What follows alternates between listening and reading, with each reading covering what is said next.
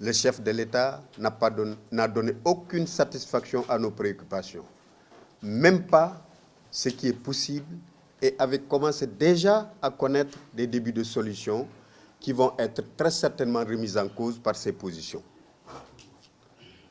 Nous considérons que cette première rencontre avec le mouvement syndical, depuis sa réélection, est la rencontre de la négation,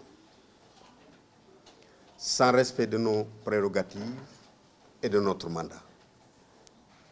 Cette posture qui est suivie, qui est une suite logique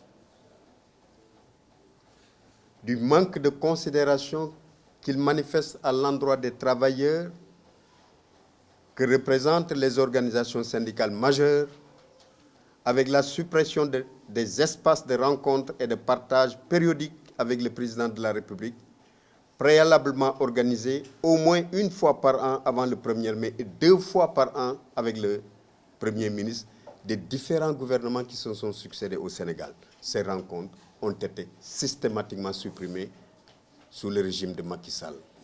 Ça ne s'est tenu qu'une seule fois.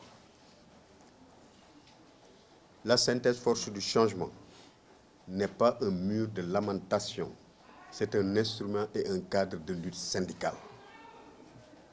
Face à cette attitude déplorable du chef de l'État qui frise l'irrespect à l'égard des organisations syndicales, la synthèse force du changement compte apporter une réponse par l'action et par la lutte syndicale. Pour ce faire,